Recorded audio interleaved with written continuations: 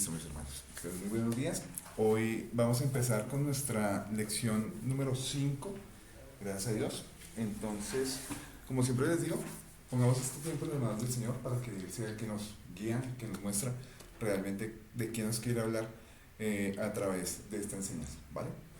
Amado Señor y Padre Celestial, te damos muchísimas gracias por darnos la preciosa bendición de poder estar vivos, de poder amanecer una vez más, Señor, en tus preciosas manos, sabiendo que tú tienes el control de todo y pues permitiéndonos aprovechar bien los días, que realmente tienen que ver esto con formarnos, con crecer, con hacer parte de tu pueblo, Señor, y no solamente quedarnos en asistir y recibir solo una enseñanza, sino también en ponerla en práctica. Por eso ponemos esta clase en tus manos, ponemos toda nuestra disposición, te pedimos que todo aquello que pueda ser obstáculo para esta enseñanza, seas tú llevándotelo y permítenos estar conectados, estar sincronizados contigo para que tú hagas y hables conforme a tu preciosa voluntad, en el nombre de Jesús. Amén y amén. Bueno, hoy tenemos una lección 5. ¿Qué nombre tiene? El pecado. El pecado. Es algo que de pronto puede ser algo para nosotros, algo muy típico. ¿Qué más se nos puede enseñar acerca del pecado? Pero realmente hay cosas que debemos tener muy presentes porque a veces hay cosas referentes al pecado que de pronto no tenemos presentes en nuestra vida diaria, ¿cierto? Y asimismo como debemos aprender de este tipo de cosas, también debemos aprender a aplicarlo, ¿sí? Aprender a enseñarlo y que de pronto no se esté metiendo un gol, ¿sí?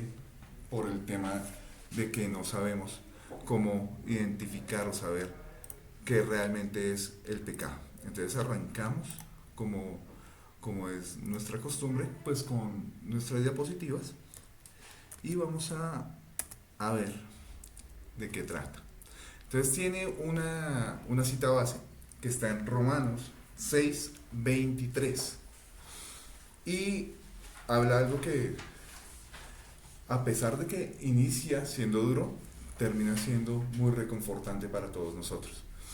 Porque dice, porque la paga del pecado es muerte, mas la dádiva de Dios es vida eterna en Cristo Jesús, Señor nuestro. Cuando se habla acerca de la paga, habla acerca de cuál es el precio que se debe pagar por cuenta de esto que llamamos el pecado. ¿Cuál es ese precio? Que nosotros muramos, que la persona que está en pecado muere. Pero se nos lleva a otra idea, digamos como más de reflexión y como para dar gracias, que tiene que ver con la dádiva. La dádiva por lo general tiene que ver con algo relacionado con un regalo, con algo que no merecemos, ¿sí? Y él dice, el regalo de Dios, la dádiva de Dios es vida eterna en Cristo Jesús nuestro. Ahí vemos un contraste claro entre lo que en algún momento puede ser la consecuencia del pecado, pero por otro lado lo que puede ser digamos como la recompensa de estar en Cristo Jesús. Entonces arrancamos pues viendo que no es el pecado para entender lo que es la definición de pecado. Lo primero es que no es un accidente por ignorancia del hombre, ¿sí? El hombre en algún momento no puede resultar diciendo que cayó en pecado por causa de su ignorancia, porque no vio las señales, como aquel que de pronto va en carretera y dice, no, o sea, yo realmente cometí la infracción porque no estaba señalizada la vida, ¿sí? Aquí, en nuestro diario vivir, nosotros tenemos oportunidades de hacer muchísimas cosas y dentro de eso está el pecado. Dice que el pecado es un acto de desobediencia, entendámoslo así, responsable, o sea que hay alguien por el que tiene que responder, por eso, que es voluntario, realizado a conciencia por parte del hombre hacia Dios. Dice la palabra de Dios en Génesis 4:7, si bien hicieres, no serás enaltecido, y si no hicieres bien, el pecado está a la puerta. Con todo esto, a ti será su deseo y tú te enseñorearás de él. Esta es una escena conocida en donde vemos que por cuenta de no haber hecho las cosas bien de parte de Caín, él en su momento se llenó de ira porque él hizo las cosas, pero no las hizo como su hermano. Su hermano, que hizo las cosas de todo corazón, fue enaltecido, como dice aquí la palabra, ¿sí? Pero él, simplemente por hacer las cosas con una disposición que no era, ¿sí? Él no recibió ningún tipo de premio. Eso le bastó como para querer quitarle la vida a su hermano. Antes de que él fuera a quitarle la vida a su hermano, el Señor, hermoso y lindo como dice, le advirtió, le dijo: venga, ha decaído tu semblante. En otras palabras, usted tiene como mala cara, ¿sí? Usted tiene como una mala actitud en este momento. Pilas con lo que va a hacer, porque yo sé qué es lo que va a hacer. Si usted no hubiera hecho como su hermano, usted no lo habría aplaudido, digámoslo en otras palabras, pero, digamos, por otro lado, nos dice que si él no hiciera el bien, el pecado estaba a la puerta. O sea, que si él no hiciera lo correcto, él iba a pecar, iba a caer en pecado. En ese caso, ¿cuál era el pecado? Matar a su hermano. Entonces, aquí viene una explicación y dice esto que tiene que ver con la responsabilidad y con el hecho voluntario. Dice, con todo esto, ¿sí? Haga lo bueno o haga lo malo, ¿sí? El cometer ese pecado depende de usted, ¿sí? Ese deseo de hacer las cosas bien o de hacer las cosas mal, el deseo le corresponde a usted es el responsable, ¿sí? Y dice, y tú te enseñarás de él, o sea que usted puede tomar control de esa situación, ¿sí?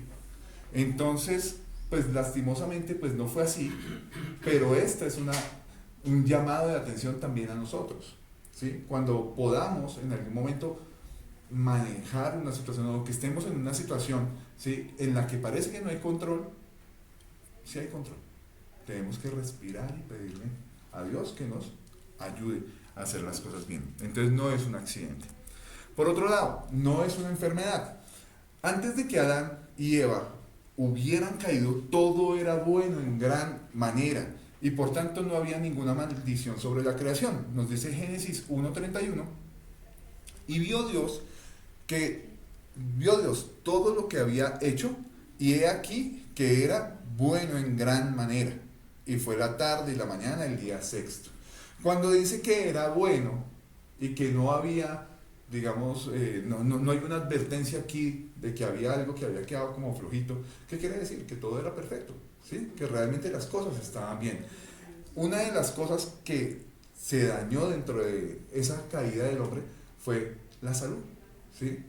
Fue también la posibilidad de que hubiera muerte, ¿sí? Entonces, como llegar y entrar a decir que fue algo que se me pegó, el cometer pecado fue algo que se me pegó, realmente tampoco aplica. Por otro lado, dice que no es una fragilidad de la raza humana, porque pueden haber personas que dicen, bueno, si el pecado es tan malo, entonces el Señor ¿para qué me hizo tan débil? ¿Cierto? El Señor ¿para qué me hizo así? ¿Sí? Si, dicen por ahí, si saben que soy así, ¿para qué me invitan? ¿Sí? Entonces, si saben que soy así, que soy debilucho, que de pronto la carne es débil, ¿sí? ¿Para qué me crearon? ¿Para qué me pusieron acá? Dice, el hombre fue creado bueno y antes de la caída no pecaba. Y lo bueno incluía el control total del hombre sobre sí, o sea, había dominio propio. Era un ser vivo espiritualmente. Génesis 2:7 dice, entonces Jehová Dios formó al hombre del polvo de la tierra y sopló en su nariz aliento de vida y fue el hombre un ser viviente. Vemos cómo nosotros no fuimos creados de la nada, sino realmente vino un propósito de Dios, del Dios perfecto, y de la nada así formó al hombre, pero fuimos creados por él mismo, ¿sí? No fue cualquiera, no venimos creados de un hombre imperfecto, sino realmente de un Dios perfecto que creó al hombre pleno, lo creó totalmente completo. Ahora, vamos a ver qué nos dice la Escritura acerca del pecado.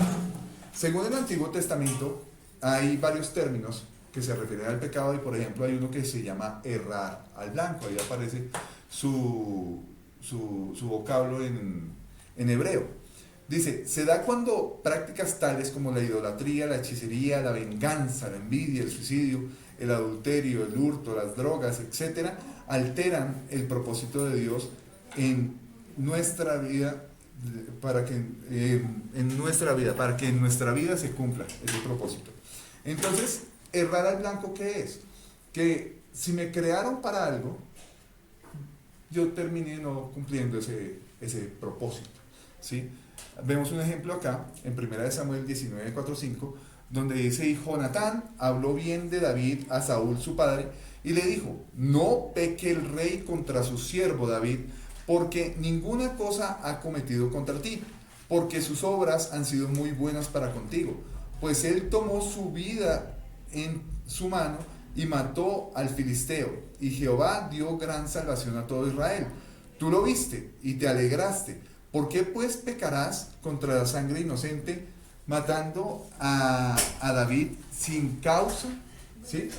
Buenos días, mi hermana. ¿Cuál era el propósito en su momento de Dios para con Saúl? ¿Sí? Era de que Saúl gobernara Israel. Y en su momento, Saúl fue lleno del Espíritu Santo. En su momento, él tuvo la gracia y el favor de Dios. Pero por causa de que él, en su mente y en su corazón, permitió cosas que a Dios no le agradaron, pues ese propósito que tenía Dios para él como rey, ¿sí?, no se cumplió. Erró al blanco, ¿sí? Entonces, ¿cuál fue el pecado en su momento? Que había cosas que Dios le había encomendado, ¿sí?, y él no las hizo. Se puso a hacer sacrificios cuando él no era sacerdote, ¿sí? Él perdió el control de sí mismo y empezó a dejarse llevar por una cosa, por otra, y a dejar de obedecer. Entonces, ya desobediencia ya es pecado. Todo aquello que sea contrario a la voluntad de Dios se puede contar como pecado. Dice acá, otra vez, citando lo que ya habíamos dicho, Romanos 6:23, porque la paga del pecado es muerte. Y esa muerte no hace parte del propósito de Dios para con nosotros. Pero vivir una vida eterna con Él, sí. Entonces, para que tengamos en cuenta qué fue lo que pasó ahí con este varón. Otro término es extraviarse o descarriarse. Salmos 119:67 dice, antes que fuera yo humillado, descarriado andaba, mas ahora guardo tu palabra. Ese llamado extravío sucede no por falta de señalización, no por falta de advertencia, como lo decíamos ahorita. Realmente sucede de forma premeditada o intencional, mas no de forma accidental. Otro término es cruzar la línea, cruzar un límite.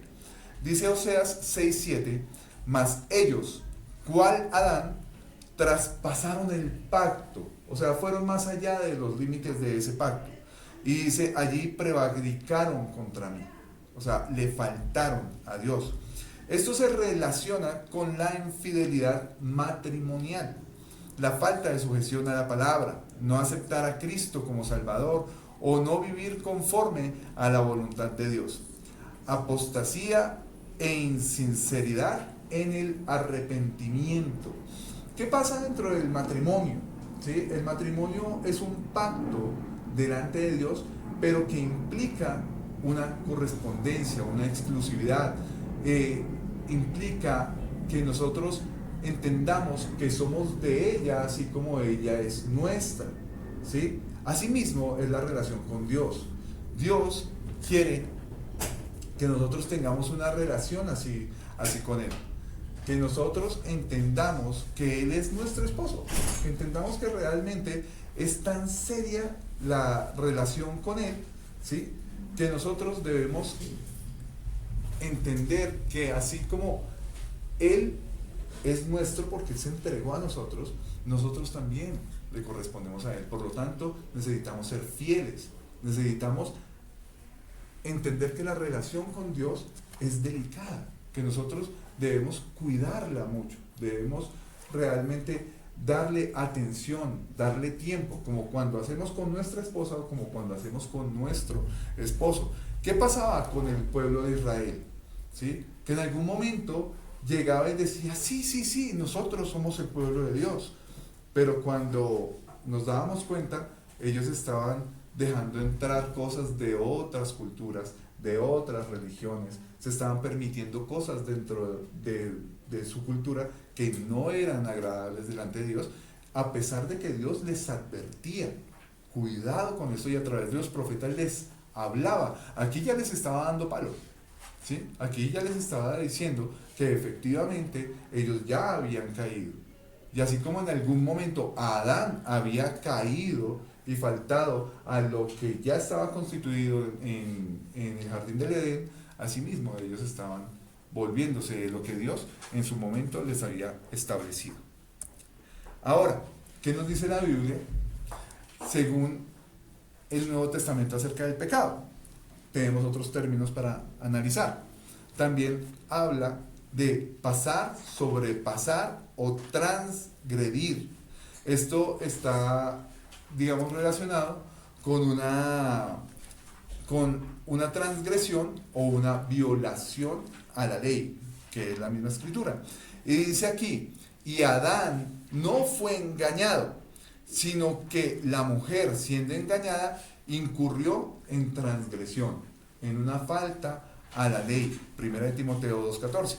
Esta definición se refiere a violar o transgredir una ley positiva, lo cual conlleva una sanción al no obedecerla. Una persona que transgrede la podemos entender como alguien que, conociendo, por ejemplo, lo que es válido, lo que es posible dentro de Colombia, ¿sí?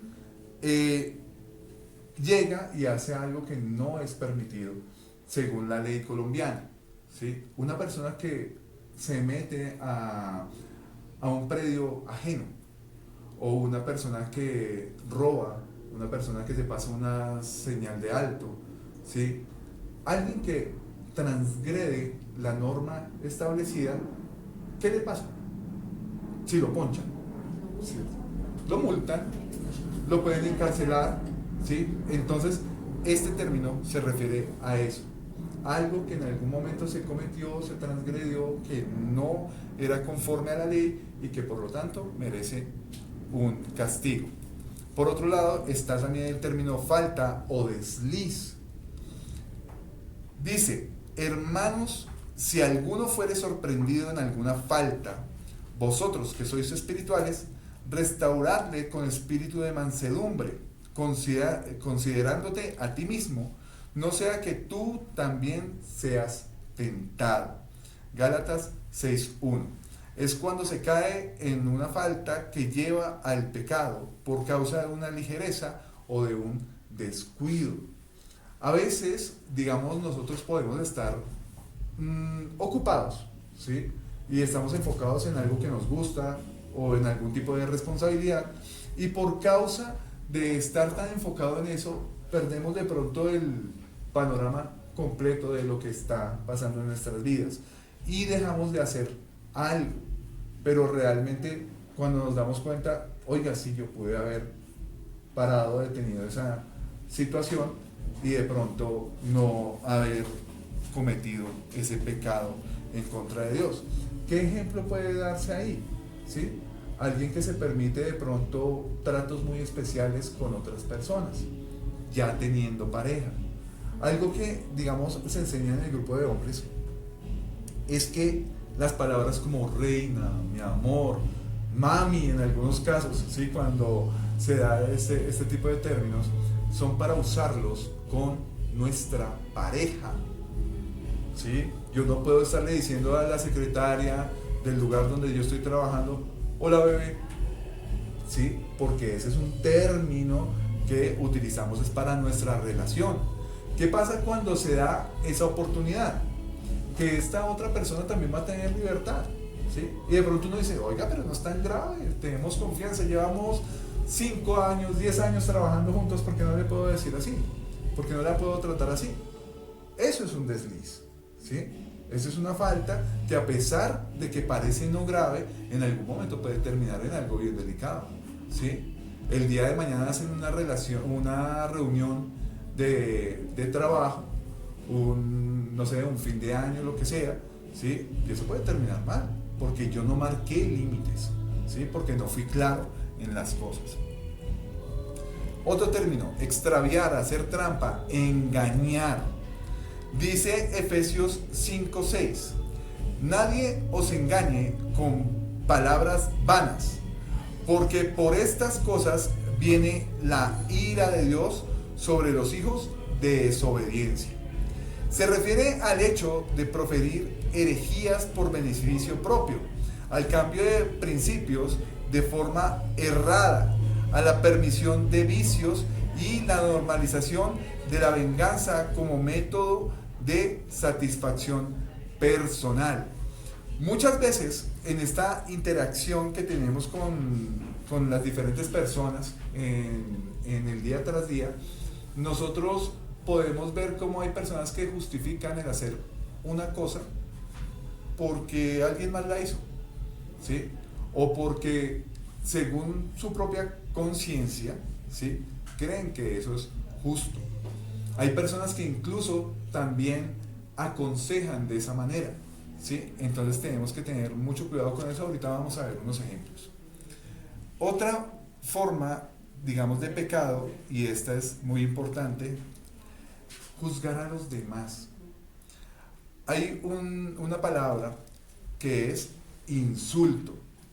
Esa palabra es utilizada a modo de ofensa con la intención de dañar, descargar la ira y rebajar a la persona, ¿sí? A veces el insulto puede sonar como una palabrota, a veces puede sonar como algo denigrante, ¿sí?, que no tiene que ver precisamente con algo que sea vetable o funable, como dicen ahorita. Dentro de esos ejemplos podemos ver tonto. La palabra tonto es muy grave. ¿Ustedes cómo la ven? Decir que una persona es tonta. Pues no es que sea grave, pero es subestimar la inteligencia de la otra persona, que desde niños el Señor va dando inteligencia a las personas. Entonces, si él empieza a decir al niño: ay, es que es tonto, mire, rompió ese vaso, parece tonto, la misma mamá le está haciendo daño al niño, sin darse cuenta.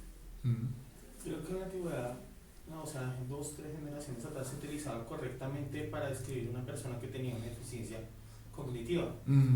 Ya más adelante, dentro de los diferentes entornos, porque se empezó a utilizar como ofensa, para ofender, para rebajar, colocar por debajo de la otra persona, hacerla sentir mal. Por ejemplo, en algunas ocasiones, ustedes conocen, digamos, el síndrome de Down, ¿sí? ¿Cómo le decían a las personas que tenían síndrome de Down? Les decían mongólicos, ¿cierto? Sí. El término mongólico se empezó a utilizar como un insulto. ¿Es que usted es mongólico o qué? Así. Y realmente se utilizaba como una falta, digamos, como de respeto a la otra persona, la misma situación que nos describía Luis, ¿sí? Utilizar algo que, digamos, que es como, entre comillas, normal dentro de la salud de una persona para insultar a otra. También el término vacío, el término estúpido, imbécil, idiota, bruto, torpe, tarado, ¿sí? Y otras más que pueden verse como quizás no tan graves y de pronto en nuestro diario uso. Entre amigos también uno ve que ¡idiota! Y se tratan a las palabrotas. Entonces vemos algo así. Vamos a ver qué nos dice la escritura con respecto a esto. Dice Mateo 5:22, dice: pero yo os digo que cualquiera que se enoje contra su hermano será culpable de juicio, y cualquiera que diga necio a su hermano será culpable ante el concilio, y cualquiera que le diga fatuo quedará expuesto al infierno de fuego. ¿Qué dice fatuo? Tonto. Entonces, ¿qué dice la escritura realmente con respecto de todo lo que yo puedo decir a través a una persona y sin necesidad de que sea una palabrota? ¿Sí? El término tonto, ¿sí? No entiendes bien, es bruto, ¿sí? Te falta, o sea, ¿qué? ¿sí? Dice acá que nos mete en la línea de condenación de cualquier otro pecador. Eso lo decía el mismo Señor Jesús, ¿sí? Porque Él no quiere que ese tipo de trato haya entre nosotros. Algo en lo que se esforzó el Señor Jesús a través del amor que nos demostró fue que nosotros fuimos hechos para interactuar, para conectarnos, para no estar solos, ¿sí? Por eso el Evangelio no solamente llego, lo abro, me lo como, lo disfruto yo y ya, y ahí está mi salvación, sino que dentro de las tareas que está de alimentarme bien, de esa palabra está ponerla en práctica, y esa ponerlo en práctica tiene que ver con interacción con los demás. En esa interacción con los demás se pueden dar muchas cosas. Y tocábamos el tema de Caín. ¿Cuál fue la interacción de él con su hermano? Terminó matándolo. El amor que debería haber dentro de la familia terminó en otra cosa. ¿Eso lo vemos en la actualidad? Sí. Totalmente. Por una herencia, por una fiesta mal llevada, ¿sí? Por envidias, ¿sí? Porque mi hermano tiene y el otro no tiene. Incluso hubo un caso muy conocido que tenía que ver con un estilista que es muy famoso, ¿sí? El hermano terminó matándolo a él y matando a su mamá y cosas así, ¿sí? Y eso es del día a día. Como dice la palabra de Dios, ¿sí? Los hijos se volverán con sus padres, los padres contra sus hijos, y realmente no hay un respeto, incluso dentro de la familia, ¿sí? Por cuenta de todo ese tipo de cosas que uno en algún momento se permite. Aquí vemos algunos ejemplos que tenían que ver con esa mala influencia ahorita. Los malos ejemplos son súper del día tras día. Efesios 5 nos dice en el versículo del 7 al 8, nadie os engañe con palabras vanas, porque por estas cosas viene la ira de Dios sobre los hijos de desobediencia. No seáis pues partícipes con ellos, porque en otro tiempo erais tinieblas, mas ahora sois luz en el Señor, andad como hijos de luz. Este viene de un capítulo que ya se llama así, andad como hijos de luz, ¿sí? Nosotros tenemos que entender que fuimos creados para otra cosa, no fuimos creados para las tinieblas. Y si bien nos es dado y nos es lícito, dice el mismo apóstol Pablo, andar en ellas, ¿sí? Porque, digamos, en esta actualidad, si uno cree en lo que crea, lo juzgan a ley, lo meten en la cárcel. Si soy satanista, me meten en la cárcel. Si creo en Buda, me meten en la cárcel. Si creo en cualquier otra religión, me meten en la cárcel, ¿no? Si creo en Ganesh, me van a sacar en los medios diciéndome que no. De pronto, si creo en Cristo, sí. Sí, si soy un político, si soy una persona reconocida, de pronto si creo en Cristo, si salgo en las noticias. Y somos más perseguidos. Ajá, sí. Pero entonces, realmente, esta sociedad está pendiente a esto. Y aquí, ¿qué es lo que nos dice la palabra? Que nosotros entendamos que somos hijos de luz. Y que si hay muchas tendencias que jalan para muchos lados, nosotros no debemos ser partícipes dentro de esas tendencias. Tenemos que mantener nuestra vida pura, limpia. Fallé hoy, voy, me arrepiento delante del Señor y vuelvo y sigo, ¿sí? Porque realmente el Señor no está llamando personas perfectas, pero sí llama a personas que quieren relacionarse con Él, que quieren tener una vida completa con Él y que quieren seguir con Él.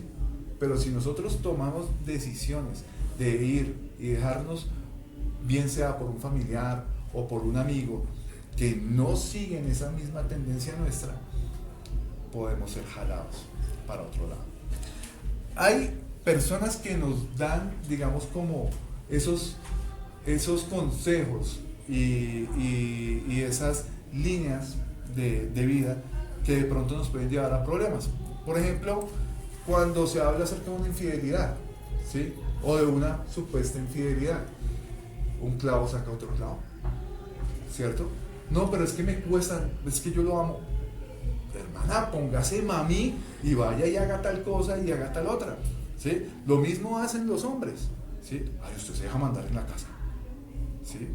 Es que usted no es libre, usted se casó, mejor dicho, para que usted quedara ahí y se le ríen, ¿sí? Y terminan en situaciones así. Y Alejandro, Toca con paciencia. y ahora hay una línea muy fina que, es más, hasta se predica, hasta se enseña desde el púlpito, y es el humanismo. O sea, enseñar verdades del humanismo como si fueran verdades de la palabra. O sea, que son filosóficamente de colocar al hombre como centro, en cambio de colocar a Dios como centro. Y que las cosas giren alrededor del hombre en cambio de fijar alrededor de la palabra de Dios los principios y valores, las decisiones de vida. Como por ejemplo, no, es que si por poner un ejemplo antes así descontextualizado, no, es que si su marido efectivamente no está trabajando, se parece, por ejemplo. O sea, lleva, cuando ubica las situaciones que realmente es porque no quiere, es porque si está siendo diligente, si le está haciendo, solo que efectivamente no le sale. Y por ejemplo, ahí es donde viene el humanismo y dice al consejo, no, pues que usted es una mujer empoderada, usted es una mujer valiente y usted puede tomar la decisión de separarse con su esposo y no le está sirviendo, no le está proveyendo porque se hace ese tipo de cosas. Se mezcla cristianismo con humanismo, se hace un revoltico para tomar decisiones o para justificar.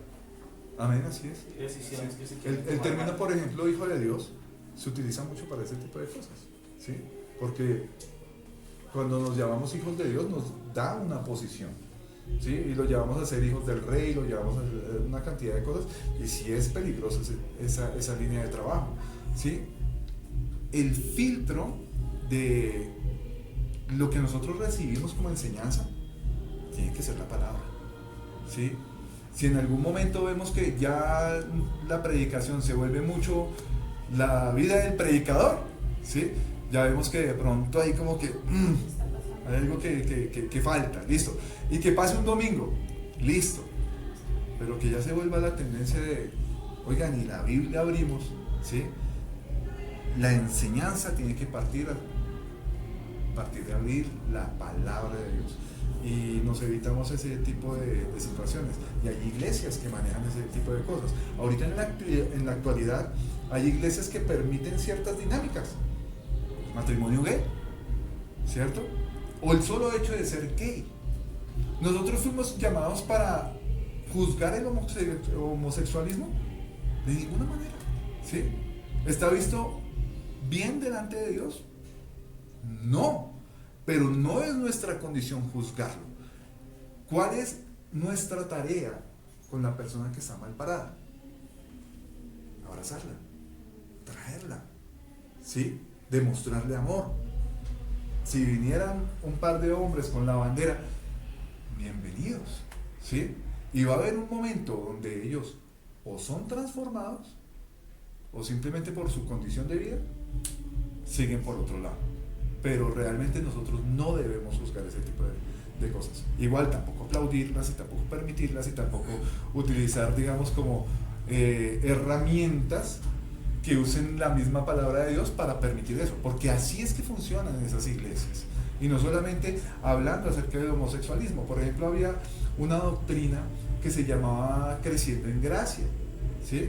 ¿Qué era lo que decía esa doctrina? Que el pecado ya había sido colgado en la cruz del Calvario. Por lo tanto, al día de hoy me era permitido hacer todo, ¿sí? Ser infiel. Mi amor, hoy voy a salir con fulana de tal, tú puedes salir también, ¿sí? Por tu lado.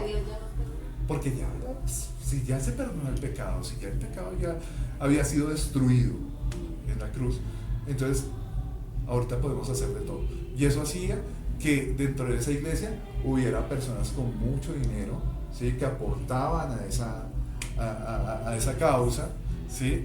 Y eso pues era lucrativo. Entonces, así como dice Luis, era algo que era útil, ¿sí? Entonces pues tenemos que tener mucho cuidado con eso. Por otro lado, pues hay ejemplos como ladrón que roba al ladrón, ¿sí? Justificando pues el hecho de coger lo que no nos corresponde. También el fin justifica los medios, ¿sí? Algo que es bueno, quiero alcanzarlo, pero de pronto puedo hacer una triquiñuela para poder alcanzarlo y puede ser bien visto delante de Dios. También que Dios aprieta, pero no ahorca, ¿sí? Para cuando de pronto estamos en algunas situaciones y nos estamos permitiendo ciertas cosas y de pronto, tranquilo, que Dios está en control, ¿sí? Entonces toca tener como mucho cuidado con eso, porque a través de ejemplos humanos, como precisamente decía Luis, no nos podemos estar permitiendo cosas que no corresponden a lo que Dios quiere para nuestras vidas. Es lo que Dios aprieta, pero no ahorca, sí se debe tener cuidado, porque muchos creyeron en eso, quedaron en la ruina. Pero tengo un testimonio de una hermana de otro lado, pues porque ella no la vio, porque dijo, vaya y hable con tal persona, porque pensaban que pronto no conocíamos del Señor. Y entonces el pastor pues viaja de lado a lado, seguro tienen plata. Digo, nomás vale 6 millones de pesos y de vuelta. Digo, cuando quiera vamos a Argentina, o cuando quiera nos vamos para México, porque ya estamos evangelizando, y no vale sino 6 millones de pesos. O sea, le dije, pero usted me habla de 6 millones de pesos como si fueran 600.000 pesos. Le dije, para mí 6 millones de pesos es mucha plata. Y ya no deja nada de nada. Entonces dijo, no. Entonces un muchacho me dijo, dale con ella. Entonces yo le dije, hermana, ¿qué consejo me da? No me ha salido trabajo, estoy pelada, y me dice que con 6 millones nomás voy y vuelvo. ¿Qué hago? Me hicieron sentir así. Y entonces dijo, no lo haga. Dijo, yo en menos de nada perdí 3 casas. Dijo, porque me fui a Israel, me viajé a tal lado. Dijo, eso sí, conocí ciudades y me les pegué para lado y lado. Perdí 3 casas. Dijo, ahorita me la riendo. Y se los lloriquearon los ojos. Y ¿usted qué le pasó? Dijo, yo pensé que como si damos y vamos y evangelizamos, el Señor da. Dijo, y ahorita que estoy pelada, ni siquiera me ayudan ellos para conseguir un buen trabajo. Yo le dije, pero es responsabilidad del que se la llevó y la pegó para el lado y lado. Le dije, quédesele ahí, péguesele ahí, y aunque sea fastidio de la vida, le dije, pídale al Señor, aunque son las 6 casas, para que se le devuelva una. Le dije, doble rodilla, en la ruina, y andaba hacia agachada. Entonces yo le dije, no señora, la frente en alto, y enderezo el torso. Y quedó así, el Señor la enderezó. Fue el mismo Señor. Y entonces se me vino el pastor. ¿Y usted qué está haciendo? Le dije, no señor. Le dije, ¿cómo así que ya pierde 3 casas? Y yo le digo, que le llame la atención. Y uno no puede coger a la persona y decirle, vamos que nomás vale 6 millones. Si es que 6 millones no son 600 pesos, ni 60.000 pesos. Sino hay que decirle, deje y de lo que le quede ahorre, y ahí sí va. Pero no la ponga que venda la herencia que ella le debe dejar a sus hijos. Hay algo dentro Entonces, debemos tener mucho cuidado con eso. Hay algo dentro de la interacción con los demás, y que nosotros como seres humanos deberíamos tenerlo muy presente, y es que nosotros debemos ser empáticos con las demás personas, ¿sí? Y esa palabra empatía viene pues del poder, digamos, como ponernos en los pies de los demás, en el lugar de los demás. Y si voy a hacer algún tipo de evento, digamos, yo como líder tengo que pues interactuar con las personas para que saber qué es lo que con ellas está pasando. Por ejemplo, ahorita viene un congreso de hombres. Yo no puedo estarme metiendo y de pronto, juzgando al que no puede ir, porque no sé si de pronto no tenga trabajo, ¿sí? Y decir, oiga, mi hermano, pero usted sí, pero le falta es como conexión con el Señor para meterse con esto, ¿no? Y de pronto, o sea, él teniendo, o sea, ni siquiera para el recibo, o para el mercado, o para algo así, yo no llegar con una palabra así, pues mal, y más si viene un pastor, pues entonces primero tremendo. ¿Cómo vamos a organizar y cómo vamos a hacer para ahorrar? Y todos pueden, o el que no puede, ¿cómo lo va a hacer? Y el que tiene casas modéselas ya en vida, eso, o sea, dice la palabra de Dios que el que sabe hacer lo bueno y no lo hace, le es contado por pecado. entonces hay que testificar para los que de pronto ahorita estemos de pronto en bonanza, tener cuidado con los que no están, y cuidar, porque uno no sabe cuántas puertas de la vida Sí. Yo creo que por eso también el Señor pues nos da sabiduría pues para saber administrar, mayordomear nuestra vida. Porque digamos, si bien la hermana pudo hacer eso, pues también fue como de muy inocente, ¿sí? Entonces toca estar pilas, toca estar muy en la jugada. Y es que muchas veces pasa algo que uno es flojo espiritual. Y uno se enseña que el líder me diga, que el pastor me diga qué decisión toma. Y no aumenta uno su intimidad con Dios. Y aprende a oír su voz, porque es que digo, cuando Dios habla uno no duda. Así otro venga y le diga, no, es por este lado.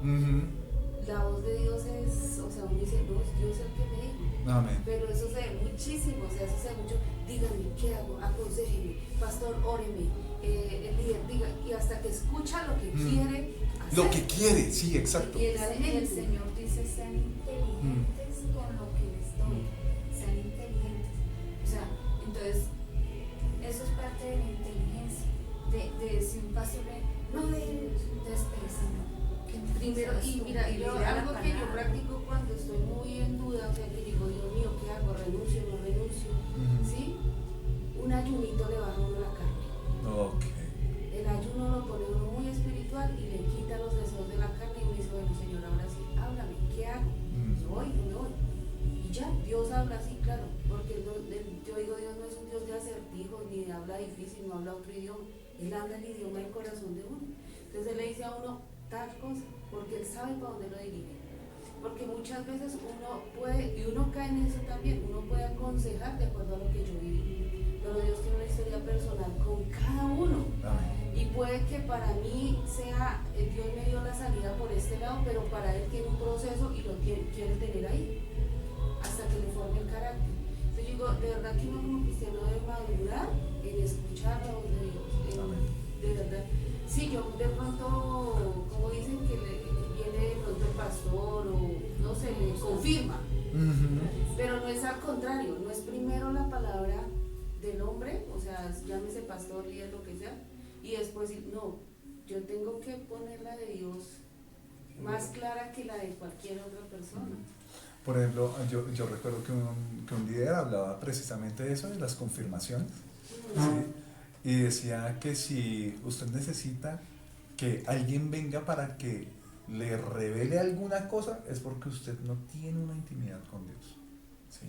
Entonces, ya otra cosa es que en la intimidad del Señor le haya revelado algo a uno y viene otro hermano y le confirma. Y uno dice, ay Señor, entonces sí es como por este lado. Pero ya cuando uno es como guiado, ¿sí? Hay que tener cuidado con eso. 2.3. Efectos de la obediencia. La palabra consecuencia no siempre aplica a algo malo, porque por lo general uno dice, esto tiene consecuencias, ¿sí? Consecuencias viene de la palabra de algo consecutivo, ¿sí? Algo que viene por causa de algo que hice, ¿sí? La obediencia también tiene consecuencias, o en este caso recompensas. Vemos el ejemplo de Efesios 6, 2 al 3, donde se nos dice, honra a tu padre y a tu madre, que es el primer mandamiento con promesa, para que te vaya bien y seas de larga vida sobre la tierra. ¿Qué quiere decir? Que si nosotros honramos a nuestros padres, primero nos va a ir bien y segundo vamos a tener largos días de vida aquí en esta tierra.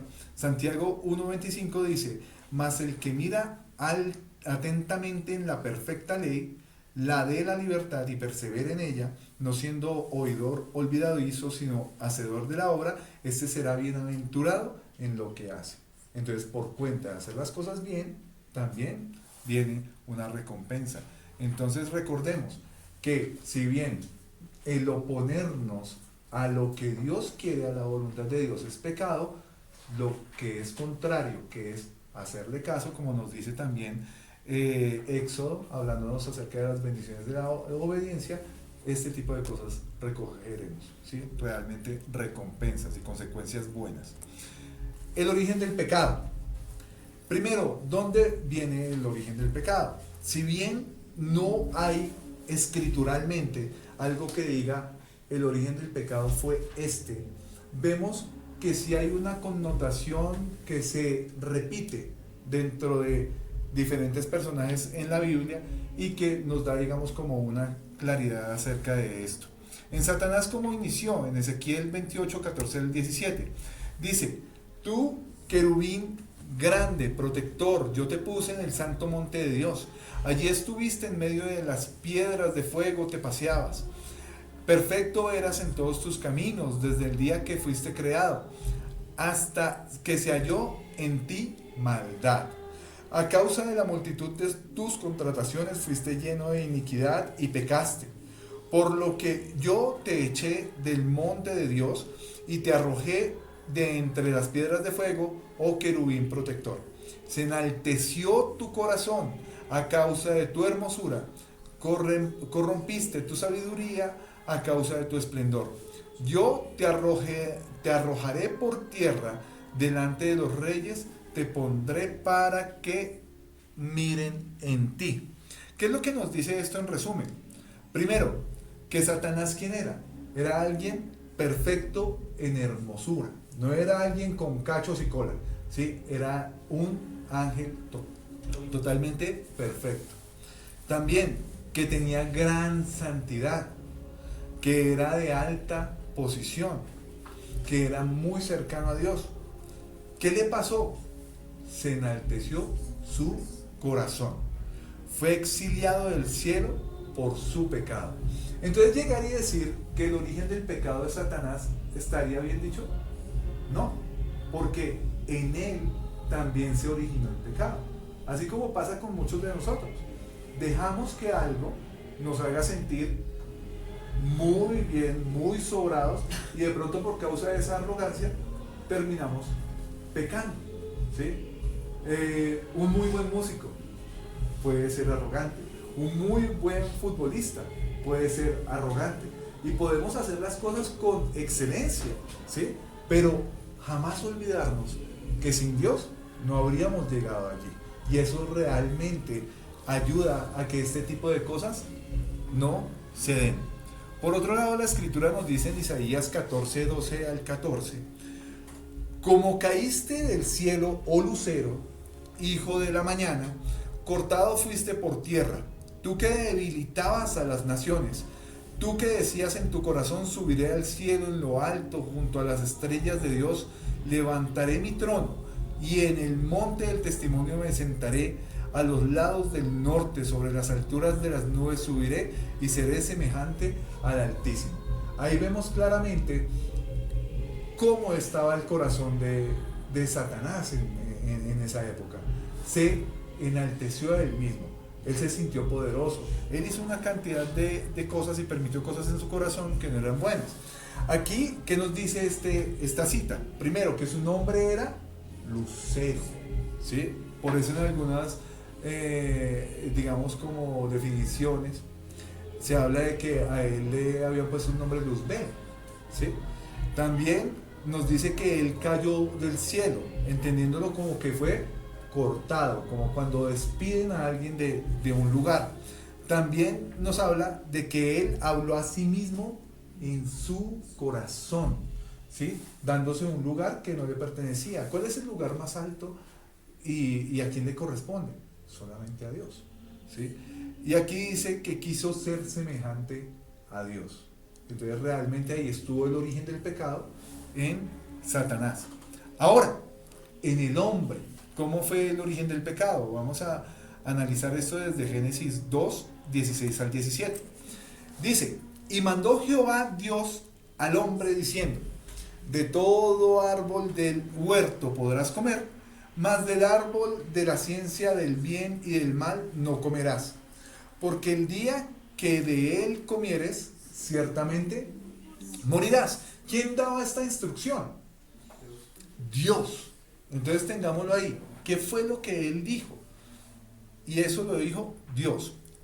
¿Cómo se estructuró esa caída en pecado? ¿En qué consistió la tentación y el pecado del hombre?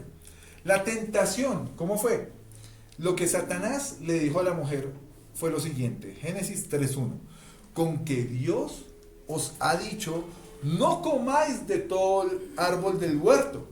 Nosotros, ¿qué podemos ver acá? Que realmente Dios no dijo que no comiera de todo árbol. si nos devolvemos un poquito, nos dice, y mandó Jehová Dios al hombre diciendo, de todo árbol del huerto podrás comer. Esa fue la instrucción. Entonces, sino del árbol. ¿De cuál árbol? De la ciencia del bien y del mal. Esa fue la instrucción. Entonces, ¿qué era lo que estaba haciendo Satanás? Estaba engañando, estaba torciendo las cosas. Dice, esta mentira hizo que Eva tuviera el deseo de decidir sin rendirle cuentas a nadie. ¿Por qué? Porque ella interpretó, así como nos pasa a muchos, ¿sí? A veces ese concepto de pecado, nosotros empezamos o a reducirlo o a agrandarlo según nos convenga, ¿sí? Pero eso no es tan pecado, ¿sí? Es como el hombre que dice, yo estoy casado, pero me disculpan la palabra, pero no capado, ¿sí? Que en el momento en el que ellos establecen su lazo matrimonial, a ellos no les cortaron los ojos ni se los sacaron. Entonces, ojos que no ven, corazón que no siente, dice por ahí, ¿sí? Entonces nos permitimos cosas según lo que nosotros consideramos bueno, consideramos malo. Nuestra línea de pecado la podemos correr según nuestra moral nos lo permita, o nuestra ética, ¿sí? Y esto lo vemos en la política, lo vemos en los médicos, lo vemos en los matrimonios, lo vemos en muchas áreas de la vida. Entonces, cuando nosotros llegamos y nos creemos dueños del concepto de pecado, entonces empezamos a jugar con él, y eso es terriblemente peligroso, ¿sí? Nosotros debemos entender que todo aquello que va en contra de la voluntad de Dios es pecado, ¿sí? Incluso el dejar de hacer cosas buenas, como decíamos ahorita, es pecado. El juzgar a los demás es pecado, ¿sí? Hay cosas que realmente nosotros debemos entender dentro de eso y no caer en esta dinámica de vida como le pasó a Eva. ¿Qué respondió Eva? Y la mujer respondió a la serpiente, del fruto de los árboles del huerto podremos comer. Tenía razón, ¿sí? Pero del fruto del árbol que está en medio del huerto, Dios dijo, no comeréis de él, ni le tocaréis, para que no muráis. Ahí resulta que ya dentro de la dinámica de charla con Satanás, ya Eva le sumó un poquito, ¿sí? Porque él había dicho que no comiéramos del árbol de la ciencia del bien y del mal, más no que no le tocáramos, ¿sí? Y eso, digamos, como que no nos lleva a decir, ah, bueno, lo puedo manosear, pero no me lo puedo comer. No, no caigamos en eso. El tema es que la verdad, a la verdad que ya había establecido Dios, Eva le sumó algo más, ¿sí? En ese debatir con Satanás. A lo establecido por Dios, Eva le sumó más por causa de la confusión creada en ella por Satanás. Nosotros no podemos empezar a buscar, digamos, como verdades en otras partes, ¿sí? Satanás nos va a enredar, ¿sí? Nuestra propia mente nos va a enredar, nuestra propia tendencia a pecado nos va a enredar. ¿Por qué? Porque uno de pronto llega y dice, oiga, pero si aquí en este libro también habla de Dios, también es bueno. Caballo de Troya, ¿qué dice? Que Jesucristo fue extraterrestre, ¿sí? Pero habla de Jesús, ¿cierto? El libro de Enoch es un libro del que habla la escritura, pero digamos, como lo tiene constituido el hombre, lo usan para cosas de astrología, ¿sí? Y Enoch fue traspuesto y fue un hombre santo, fue un hombre que anduvo con Dios, ¿sí? Entonces, pero si es el libro de Enoch, pues tiene que ser bueno, ¿sí? Conforme a lo que nosotros deseemos, asimismo nosotros vamos a dar un like, porque habla de Dios y para mí está bien. Lo que decía ahorita Adriana, ¿sí? Si es bueno para los fines que estoy buscando, pues yo lo permito. Entonces son verdades a medias, son verdades que nos llevan a cosas que no son, ¿sí? Y eso era lo que le estaba pasando a Eva por estar interactuando con Satanás. El pecado pasamos de la tentación ahora al pecado. ¿Dónde estaba el pecado? Lo que la mujer y el hombre hicieron. Y vio la mujer, o sea, en esa interacción de charla, dijo, oiga, pues hasta así. Y vio la mujer que el árbol era bueno para comer y que era agradable a los ojos, y árbol codiciable para alcanzar la sabiduría. Y tomó de su fruto y comió, y dio también a su marido, el cual comió así con ella. Nota, por la decisión libre de ceder a la tentación, entró el pecado en el hombre, y esto a su vez fue heredado a todos los hombres. Entonces, realmente nosotros tenemos que tener cuidado con ese tema de la tentación. Cuando reconocemos que hay una tentación, nosotros no podemos ceder a jugar con ella, a permitir ciertas cosas. Si ya sabemos y reconocemos que hay una tentación, ¿qué nos toca hacer? Salir corriendo. Que hay tentaciones, está en un trabajo y llega el viernes y vamos a bailar, pero nomás son 10, 15 minutitos. A veces a uno como hijo de Dios le toca decir así, como que es tanta la esta que como que uno, la música le mete, entonces yo no rechazo, no, vean, esa es una tentación, entonces yo, dejen mi tentación quieta y mejor. Este fin de semana, Sí, toca. vean que este fin de semana, precisamente el viernes, hay un pelado que presta mucha atención cuando uno le está hablando de Dios, ¿sí? Y yo estoy muy interesado con él, incluso él hizo parte de Pablos y toda esa cosa.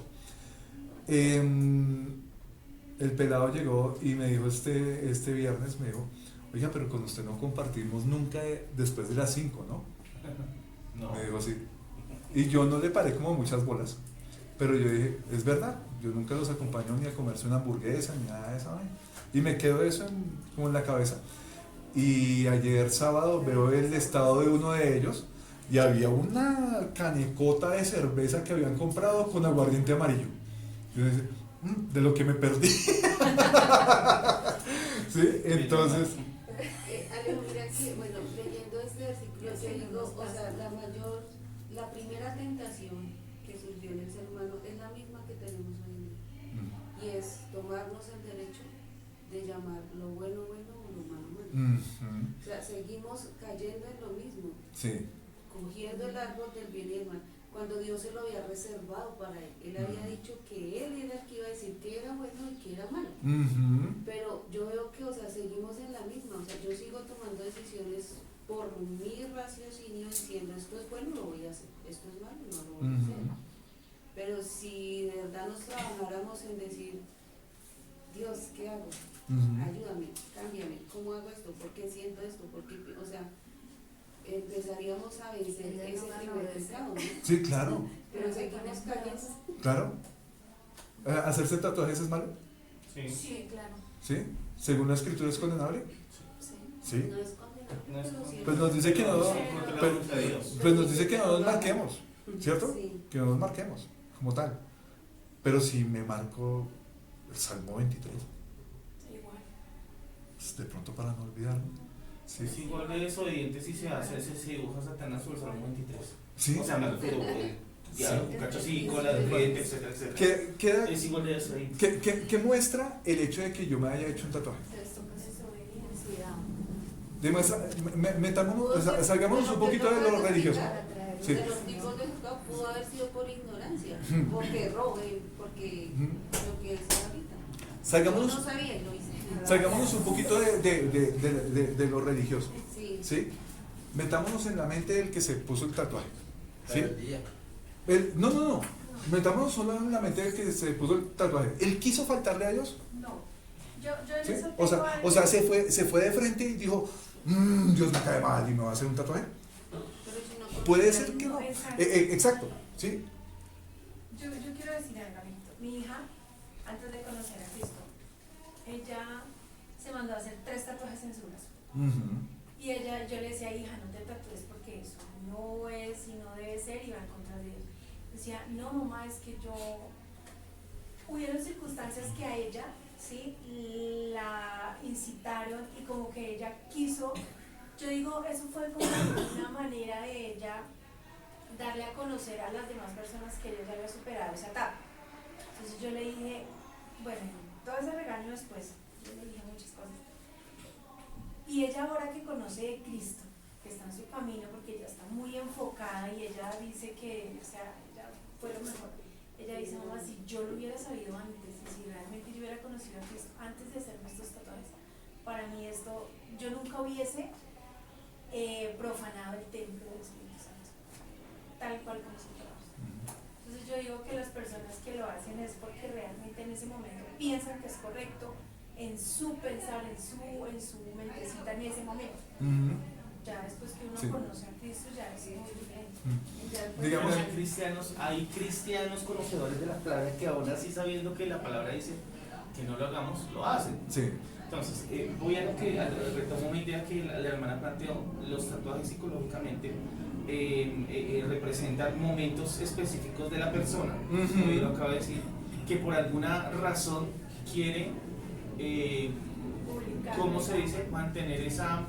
Mantener ese vínculo con ese momento, bien sea porque lo superó o bien sea porque fue un momento crítico en la vida, o tomó una decisión trascendental y dice, esta es la huella, este es el recuerdo de esa decisión trascendental que lo lleva sobre su propio cuerpo.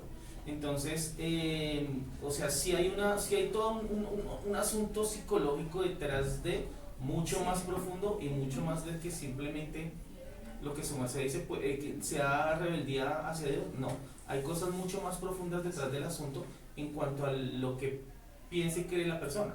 Pero es que ese es el problema, hasta qué punto yo coloco mis pensamientos, mis emociones por encima de lo que Dios me está diciendo. A eso voy. Es suplir una necesidad propia. ¿Sí? ¿Se iban a morir si no se lo hacían? No. ¿Sí? Pero en ese momento había algo a nivel emocional, ¿sí?, que necesitaba ser suplido. Y lo hicieron. ¿Estaba bien a la luz de la Escritura ahora? No. Y eso es lo que nosotros todo el tiempo estamos haciendo. Estamos corriendo la línea de ese pecado. Estamos tomando la decisión de decir qué es bueno y qué es malo. ¿Sí? ¿Es que acaso un tatuaje me va a condenar? Sería, digamos, como la posición del hombre o de la mujer que se hizo el tatuaje, ¿sí? Y empieza a jugar con lo que realmente representaba el pecado allí en ese jardín de Edén, ¿sí? En este caso, para con su vida, ¿sí? Y eso es algo que nosotros tenemos que tener claro. El pecado es pecado.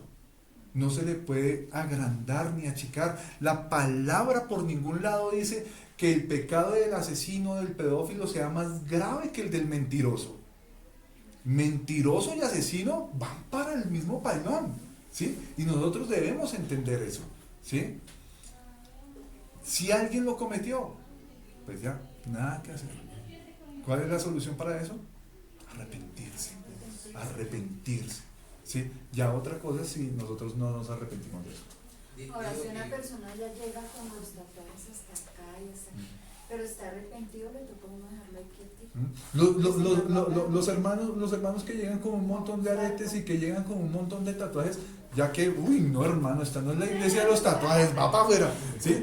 No, de ninguna manera lo podríamos tomar así. A mí sí me gustan los tatuajes, a mí siempre me gustó, todavía me gusta. Yo tengo un tatuaje, Pero mire pero que de mí. cuando yo estudiaba, me fui a hacer uno, pero yo fuera de la palabra, no, buscaba la palabra. Y yo me dejaba la guía de mis amistades, todos eran tatuados. Y tenían hasta la maquinita, en ese tiempo era la maquinita que tenía la tintica arriba y no sé si todavía está. Okay. Y la llevaban al colegio y todos Sí. se tatuaban, todos mis amigos. Y yo una vez puse mi brazo para tatuarme, me alcancé a hacer un puntico que todavía lo tengo. Sí. Es como el recuerdo y yo dije, no, mejor no, porque mi familia, por parte de papá era testigo de Jehová y por parte de mamá era cristiano. Y más adelante conocí la palabra y hasta todavía me gusta, le digo. Pero ya no lo hago porque tengo el conocimiento de Dios y sé que está mal hecho, si lo haría. Entonces, no, a veces yo lo veo, pero ya me quedo hasta ahí. ¿Saben cuál es el peligro de eso? De empezar a satisfacer, ¿sí? Que eso no tiene llenadero, ¿sí? Que uno empieza a ponerse en primer lugar. Siempre uno va a tener una razón, una justificación, una excusa para ponerse en primer lugar. Entonces, por ejemplo, una persona que ya siendo cristiana se sigue poniendo aretes o se hace más perforaciones, ¿sí? O que ya se permitió el tema de los tatuajes, ¿sí? Es una persona que no ha madurado en la fe y que sigue poniéndose en primer lugar antes que Dios. Entonces es una persona que todavía necesita proceso, que todavía necesita empezar a darle el lugar que le corresponde a Dios. Y mire que aparte que aparece en la Biblia que no debemos de marcarnos, pero también hay otra parte que es de cuidar nuestro cuerpo. Sí, el templo del Espíritu, total. Porque nos vamos a hacer daño. El tatuaje en el cuerpo constantemente están las células atacando esa tinta Sí. sobre toda la vida. Sí. Hasta que uno fallezca. Por ahí hay un video que habla acerca de eso, de que realmente el cuerpo no va a dejar de entender que la tinta es un cuerpo extraño. Y digamos, en mi caso, hay temporadas en las que la tinta como que se brota, no es que se salga, sino que la piel como que se infla.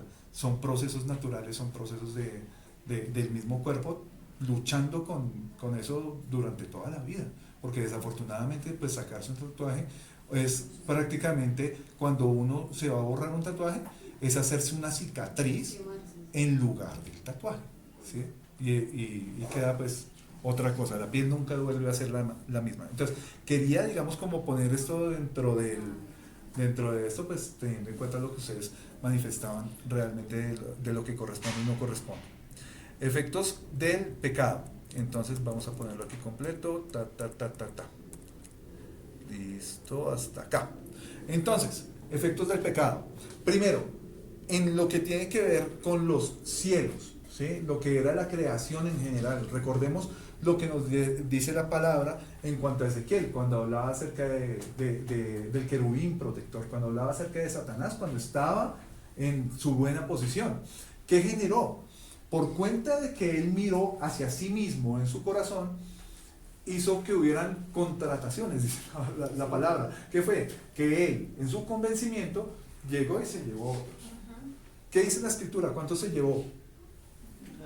La tercera parte. ¿Sí? Estamos hablando de que si fuera 1.000.000 de ángeles, se llevó a 333.000. ¿Sí? Entonces, ¿fue grave? Fue muy grave. Incluso dentro del mismo reino de Dios, eso generó división. Dice acá, desunión, división y conflicto y separación en el cielo. Ahora, ¿qué pasó con la tierra? Aquí Génesis 3:18 nos habla acerca de uno de los juicios que vino por cuenta de Dios, y es que la tierra le iba a producir ¿qué? Cardos y espinos, ¿sí? Habían lugares que no iban a ser prósperos para Adán, ¿sí? Porque él ya tenía todo en el jardín del Edén, pero cuando sale de allí le iba a tocar ¿qué? Sudarla, porque antes era solamente como cosechar, trabajar, porque realmente él estaba trabajando dentro del jardín del Edén, pero no le era tan difícil conseguir el sustento. Ahora sí le iba a tocar guerrearla más. Por otro lado, nos habla acerca del reino animal. En Isaías 11:6-9 se nos habla acerca de una época en la que ya después de la venida del Señor Jesucristo, cuando todo esto pasa, el milenio y demás, sí va a venir un tiempo de paz. Va a venir un tiempo en el que el cordero y el lobo estarán y convivirán. ¿Esto qué quiere decir? Que realmente la forma en la que estaba creada todo estaba precisamente para que no hubiera ni carnívoros ni ninguna de esas divisiones, ¿sí? Incluso la misma palabra habla de que todos los bestias del campo comerían ¿qué? Hierba. Nosotros no estábamos diseñados para comer carne. ¿Por qué nos cae mal comer carnecita? ¿Por qué se nos demora 2 y 3 días haciendo digestión? Porque realmente la carne no estaba para nosotros. ¿Es una delicia? Sí, pero todo eso hace parte de la consecuencia del pecado, ¿sí? Nosotros, digamos, no vemos dentro del ambiente perfecto de la creación un sacrificio, o digamos que esté comiendo perdices, o que esté comiendo pollito, o que esté comiendo una cantidad de cosas. ¿Cuándo se empieza a ver ese tipo de cosas? Ya después de la caída. Cuando el Señor incluso él da perdices, creo que es lo que da en lugar de carne, ¿sí? Que ellos dicen, ay, ya no quiero maná, ahora quiero carne. Y les manda perdices. Y los sacerdotes los mandaban a consumir de los sacrificios. Tomar una parte para ellos. Pero todo eso vino después de la caída, ¿sí? También como consecuencia viene la vergüenza, el temor y la división, que vemos que fue todo lo que pasó cuando ya ellos habían cometido el pecado. Entonces, en el caso de la vergüenza, ellos cómo vivían en el jardín del Edén, ellos qué ropa usaban. No, andaban desnudos. Estaban desnudos. O sea, ¿cuál sería, digamos, ese ambiente ideal, ¿sí? En donde no nos daba pena estar desnudos? Y tampoco había como una lujuria, como algo. No había nada de eso. Viene el pecado y ¿qué es lo primero que hacemos? Ahí sí conseguimos los vestidos. ¿Sí? Ahí sí nos hacemos unos delantales de hojitas. ¿Cierto? ¿Por qué? Porque me daba vergüenza que me vieran desnudo. Entonces, venía la vergüenza. También el temor. ¿Qué fue lo que hicieron? Apenas pecaron. Se escondieron. ¿Por qué? Porque tuvieron temor de Dios. Y no temor el bueno, no temor de, Señor, te voy a respetar, sino realmente me van a dar fuerte. ¿Sí? Entonces, ellos se escondieron. Y generó división. Esa mujer perfecta que le habían dado a Adán, ¿sí? En algún momento él terminó diciendo, la mujer que me diste por compañera me hizo caer. ¿Sí? Entonces yo creo que Eva ya quedó como, uy, ¿qué tal este man? ¿Sí? Entonces, ¿sí? ¿Cierto? ¿Qué tal? Entonces genera realmente división. Y le estaba echando era más que todas las culpas a Dios. ¿La culpa a Dios? O sea, problemas de diseño y la garantía. ¿Sí? O sea. Quinto, el juicio de Dios a raíz del pecado. El triple juicio divino, pregunta de examen. Siempre me la preguntan y cuando llegan a esa pregunta quedan gringos. ¿Sí? Ese triple juicio divino fue sobre la serpiente, fue sobre la mujer y fue sobre el hombre. ¿Qué es lo que nos dice ese juicio? Creo que está ahí en la cartilla, por favor. 67, sí. ¿Sí me ayudan? Y 68. ¿Lo pueden leer, por favor? Dice, y Jehová Dios dijo a la serpiente, por cuanto esto hiciste, maldita serás entre todas las bestias y entre todos los animales del campo. Sobre tu pecho andarás, y polvo comerás todos los días de tu vida. Y pondré enemistad entre ti y la mujer, y entre tu simiente y la simiente suya. Esta te herirá en la cabeza y tú le herirás esta cola. Hasta ahí fue el juicio para. La serpiente. Listo, ahora, el de la mujer. Dice, y tu deseo será para tu marido, y él se enseñoreará de ti. Génesis 3:16. Listo. Y el del hombre. Dice, y al hombre le dijo, por cuanto obedeceré, por cuanto obedeciste a la voz de tu mujer, y comiste del árbol que te mandé diciendo, no comerás de él, maldita será la tierra por tu causa, con dolor comerás de ella todos los días de tu vida, espinos y cardos te producirá, y comerás plantas del campo. Cuando leemos, digamos, esta escritura completa, nos damos cuenta que también el juicio de la mujer aquí se quedó corto, no lo están poniendo completo. Habla acerca también del dolor de las preñeces, ¿sí? Entonces, digamos, siempre que hablan acerca de un dolor indecible, hablan acerca de un dolor de parto, ¿cierto? Y eso vino también por consecuencia de la caída del hombre. O sea que siempre la mujer va a estar como en ese que el hombre siempre se va a enseñorear. Enseñorear de ella es Por el pecado. por cuenta del pecado también. Pero igual, digamos, yo creo que digamos, en esa idealidad, en esa perfección que había, no habían, digamos, como esas diferencias tan marcadas. Ahorita nos pega durísimo. Yo tengo que ser sujeta a mi esposo, ¿sí? Pero si ese es más bruto que yo, ¿sí? Yo soy el que lleva con sabiduría el hogar y ese, mejor dicho, lo dejo solo y no sabe para dónde coger, ¿sí? Todo eso es consecuencia del pecado, ¿sí? Entonces, digamos, en su momento, ellos, ¿qué dijo el Señor acerca de la mujer en la vida del hombre? Que era ayuda idónea, ¿sí? No era bueno que el hombre esté solo, y dijo, le voy a hacer ayuda idónea. Para esa época no está el tema de vas a ser sujeta a tu marido, o al marido que tenía que amar a la mujer y todo ese tipo de cosas, porque ya era algo que estaba implícito dentro de todo esto. Ya después de esa caída es que vienen, digamos, como esas diferencias y pues esa necesidad. De todas formas, ¿sí? Es necesario que para que el hogar funcione correctamente y conforme al diseño divino, que se apliquen ese tipo de cosas. La mujer debe ser sujeta al marido, en tanto que él también sea sujeto a Cristo, que es su cabeza, ¿sí? Porque ahí es donde el contrato empieza Y cuando a se torcerse. practica así como dijo Francia, se vive sabroso. Sí, claro. Sí, sí. Entonces, digamos, si el hombre no es sujeto a Cristo, él empieza a vivir su vida como le parece. Y incluso hombres cristianos empiezan a defender, pero es que ahí dice que tú tienes que sujetarte a mí, pero se les olvida que tienen que ser primero sujetos a la cabeza, ¿sí? que es Cristo. Listo. Entonces eso para que lo tengan en cuenta, acuérdense esta, ¿sí? Que no se les olvide después, resulta, ay, ¿qué es el triple juicio divino? Mi hermano no, pero sí, pero fíjense que así como hay hombres que cuando ya empiezan a conocer le dicen a la mujer, no, pero mira lo que dice aquí, tiene que estar sujeta. Y como saben que la mujer tiene conocimiento, entonces lo que le dice hacia la mujer.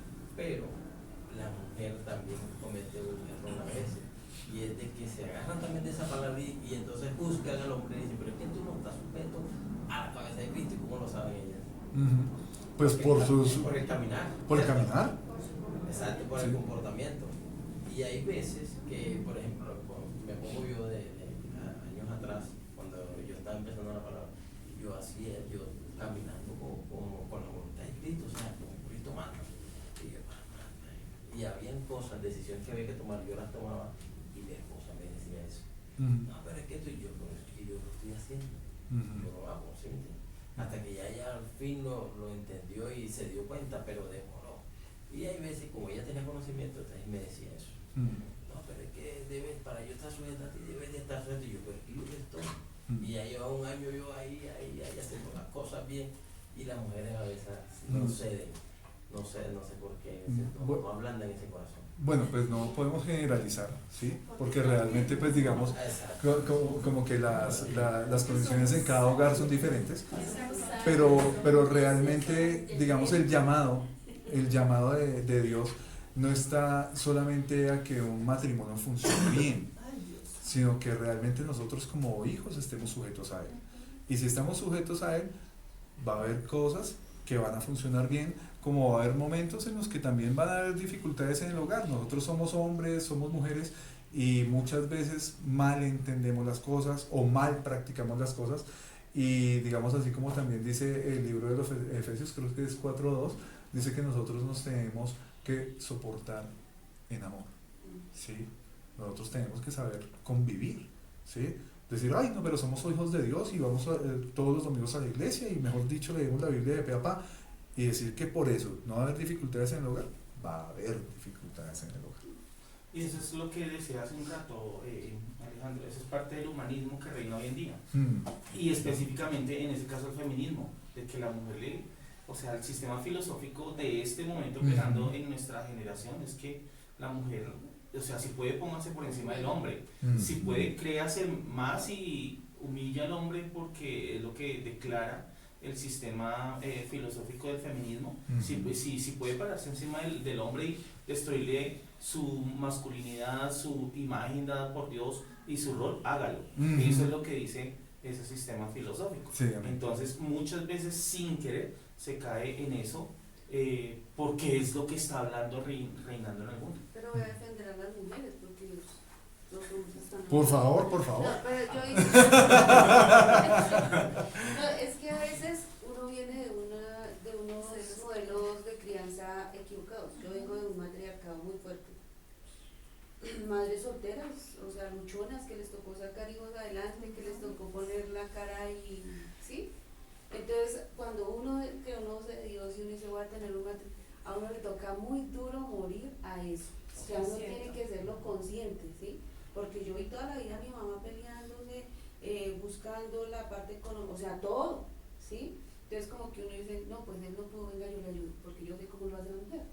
Entonces, es una lucha interna uno morir a ese modelo y decir voy a hacerlo como Cristo dice, no voy a quedar callada, voy a dejar que él tome la decisión. Sí, yo sé que él se va a equivocar, pero listo, hágale, vamos para allá porque sí, porque yo soy su ayuda idónea, yo no soy su cabeza, yo no lo voy a... Eso es duro, entonces le toca a uno morir a eso realmente, pero yo digo que la mayoría es por eso, porque venimos de modelos equivocados y usted, mire, usted vaya a una comisaría de familia y usted diga que es madre sola, el Estado se le doblega.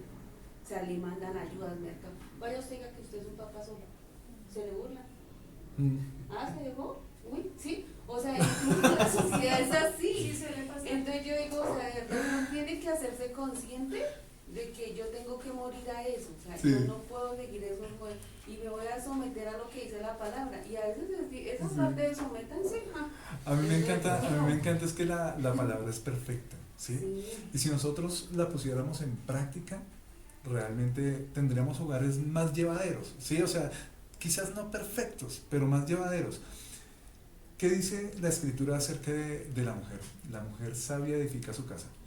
¿Dónde dice que el hombre sabio edifica su casa? Es necesario, incluso el mismo Señor dijo, no es bueno que el hombre esté solo.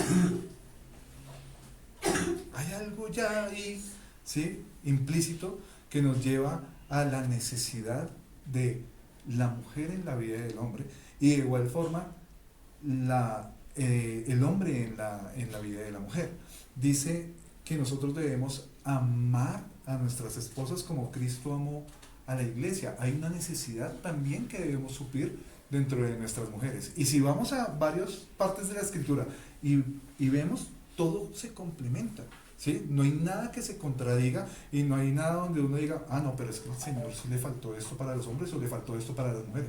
No, Él tiene todo completo, pero entonces tenemos que conocer la Escritura y tenemos que morir a nosotros mismos. Nosotros nos casamos ¿para qué? Para ser felices. Para ser felices. Sí. Exacto. Sí. Ese es el tema. Que yo encuentro una persona con la que interactúo bien, con la que me relaciono bien, con la que tengo cosas afines, me gustaría tener una relación con ella y convivir con ella para ser feliz. No. Uno después empieza a darse cuenta que uno vive para que ella sea feliz. Y de igual forma eso va a ser mutuo. Y eso es una relación bien llevada. Lo que dice la hermana es muy correcto.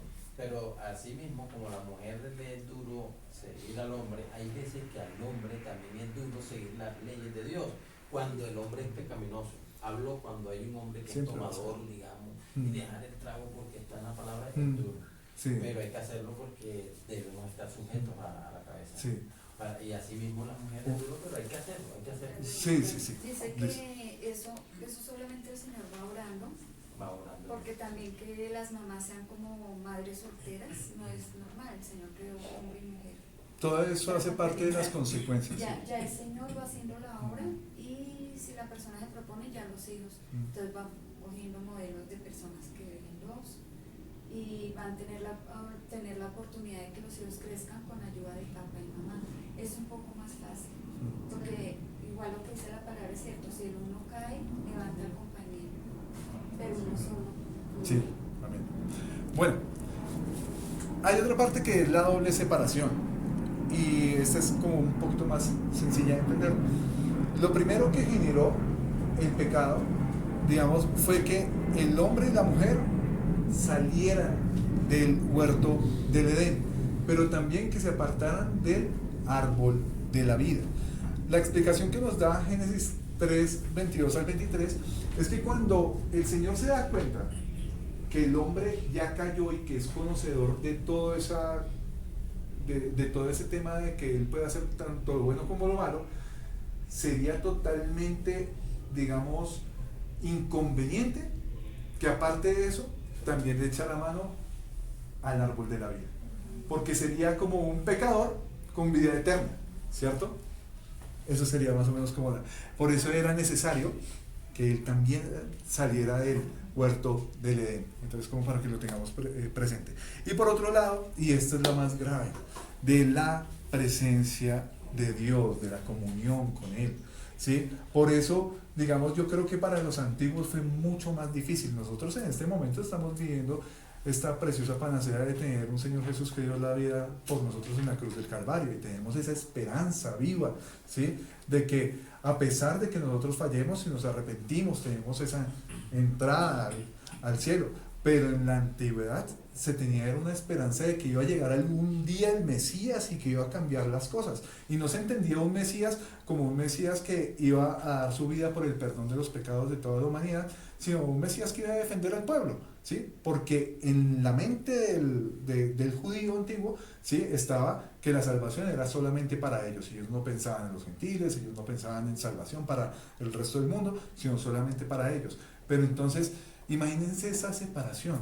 Al día de hoy nosotros podemos tener por lo menos esa esperanza de que si seguimos caminando con Cristo, vamos a esa eternidad, pero antes era mucho más complejo. Entonces, esas dos separaciones. Por otro lado, otros efectos sobre el hombre, lo que tiene que ver con su existencia, lo que tiene que ver con su muerte física, con la posibilidad de la depravación del alma, porque realmente, digamos, el alma es todo lo que nosotros somos en lo que tiene que ver con nuestros pensamientos, emociones y demás, lo que hace nuestro ser como tal, pero hay momentos donde el pecado lleva a tanto que realmente nosotros nos desnaturalizamos de lo que nosotros éramos o para lo que fuimos creados. Y pues ya lo último es la muerte eterna, que es la condenación de nuestras vidas. Gálatas 3:13 nos dice: Cristo nos redimió de la maldición de la ley, hecho por nosotros maldición, porque está escrito: maldito todo aquel que es colgado en un madero. Aquí vemos cómo también ese intercambio divino se dio, ¿sí? Nosotros estábamos malditos, pero Él se hizo maldición por cada uno de nosotros para que no sufriéramos eso. Consecuencias del pecado. Y esto es, digamos, como hablando acerca del arrepentimiento y demás. Para aquel que no cree, ¿qué consecuencias vienen? Que muere sin el perdón de sus pecados y que debe sufrir el tormento eterno en el lago de fuego, como está escrito. Para el creyente que cae en pecado, pierde comunión con Dios, pierde el gozo y pierde su caminar con Dios. O sea, esto cuando cae en pecado. Aquí no estamos hablando del arrepentido, estamos hablando del creyente que cayó en pecado. Listo.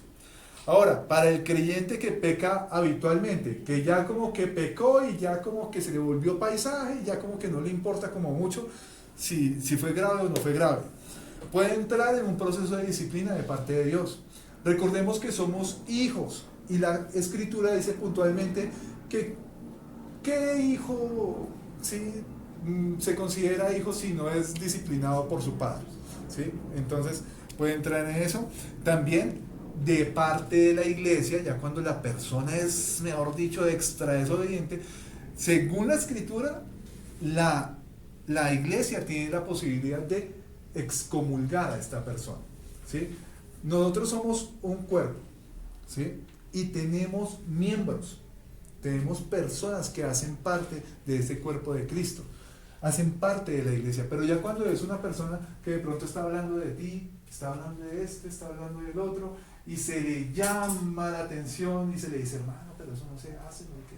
Listo, pasa esa etapa, pero ahora se está metiendo con la mujer de fulano y resulta, no sé qué. Y sigue, perdón, y vuelve y otra vez y hace un desorden en la iglesia y otra vez y empieza solamente a rondar buscando hacer daño en la vida de los demás, ¿sí? Se da este caso en el cual la iglesia puede sacarlo. Lo podemos ver en el libro de 1 Corintios, en el capítulo 5 se dedica precisamente a un caso así similar.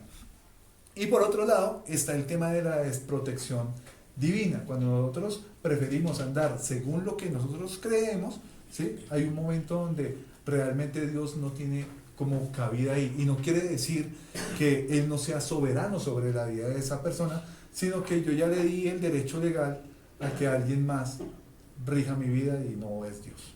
Entonces toca tener mucho cuidado con eso. Ahora, séptimo, y ya este es el último tema, ya cerrando, el remedio de Dios para el pecado. Lo primero, la expiación.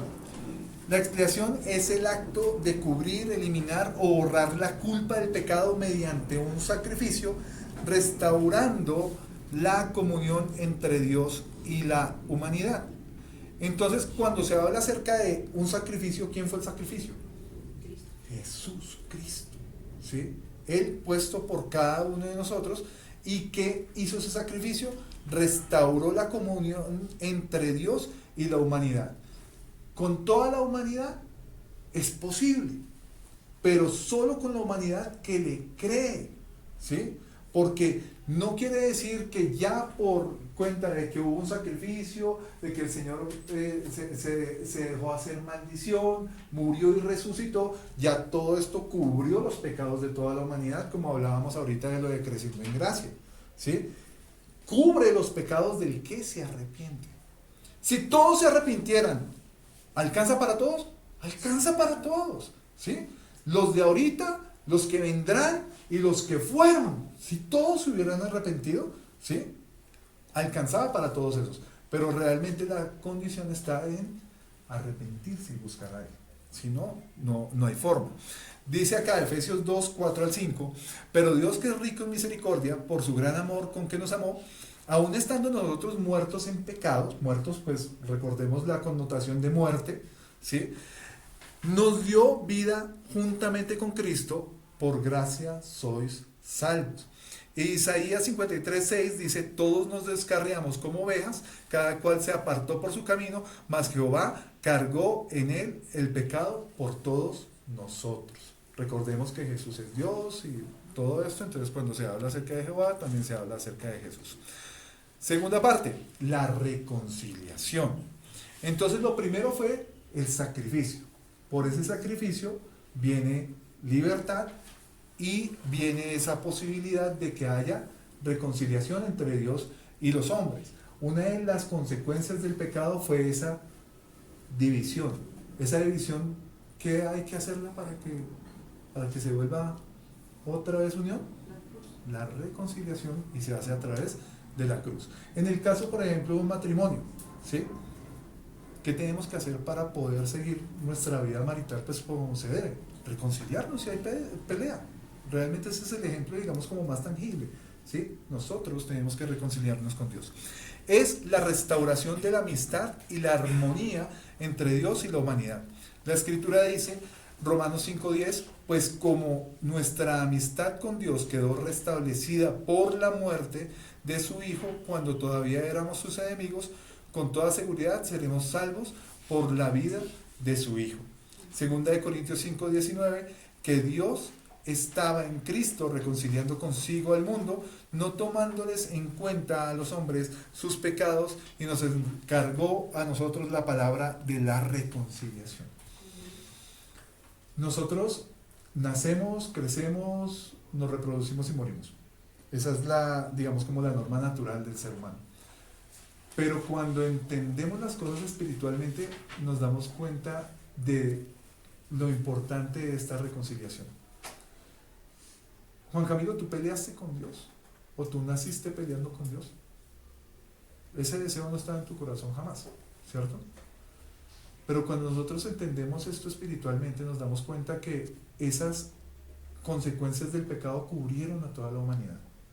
Y antes de que nosotros pudiéramos llegar a Cristo, nosotros estábamos en una condición de separación.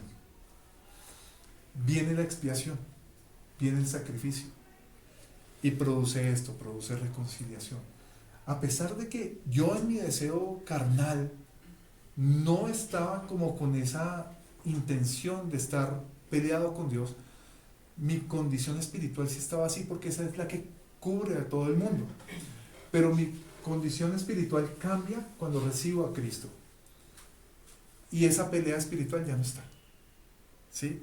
Me reconcilié con el Padre, me reconcilié con Dios, me reconcilié con aquel que quiere que yo esté bien, aquel que quiere que yo tenga una vida eterna con Él. Entonces, cuando entendemos esto, realmente eso transforma absolutamente todo. Es más valioso que el trabajo, es más valioso que el estudio, es más valioso que la familia, es más valioso que la misma vida, ¿sí? porque no es un pedacito el que voy a disfrutar, es una eternidad la que voy a disfrutar, ¿sí? Y nosotros fuimos creados para ser eternos. Desafortunadamente, por esto podemos perder esa eternidad con Él y podemos vivir una eternidad sin Él. Muy duro, súper grave, pero saber que ya estamos reconciliados, realmente eso debería ser un motivo de gozo y de alegría en cada uno de nosotros. Ahora, la justificación. Entonces, vino el sacrificio, vino lo que Él viene a alcanzar con ese sacrificio, que lo primero fue reconciliarnos, ponernos como a cuentas con el Señor, pero también nos justifica, a pesar de que nosotros habíamos fallado, a pesar de que hubiéramos vivido una vida entera sin Cristo, viene la justificación. Y dice, la justificación es el acto legal y soberano de Dios, por el cual declara justo, inocente, al pecador, perdonando sus pecados y aceptándolo, basado únicamente en la gracia, mediante la fe en el sacrificio de Jesucristo, no por obras humanas. Hay un video que tiene que ver con una película cristiana, en donde llegan y están recibiendo personas para la entrada al cielo. Y viene uno y le dicen su nombre. Ta, ta, ta, ta, ta. Y entonces llega alguien y saca un expediente y lo pone sobre la mesa. Y dicen, ¿qué vamos a hacer con esto? Cuando aparece Jesús y dice, todo eso está pagado. Los quita los expedientes y le dan el paso. Justificó todo lo que Él había hecho. El sacrificio de Jesús viene y justifica todo eso. ¿Justifica qué es? No es que da excusa por eso, sino que precisamente por la expiación logra que todos esos cargos que estaban en contra de las personas, ¿sí?, sean olvidados, sean retirados, ¿sí? Dice la palabra de Dios, primera de Pedro 3:18, porque también Cristo padeció una sola vez por los pecados, el justo por los injustos, para llevarlos a Dios, siendo a la verdad muerto en la carne, pero vivificado en espíritu. Romanos 3:20 dice, ya que por las obras de la ley ningún ser humano será justificado delante de él, porque por medio de la ley es el conocimiento del pecado. El tener clara la palabra de Dios, pero sin una aplicabilidad, no nos va a llevar a ningún tipo de justificación. La única justificación que es válida es creer en el nombre del Señor Jesús y por tanto pues empezar a vivir conforme a eso para que realmente nosotros seamos justificados. Y algo hermoso acá es la regeneración.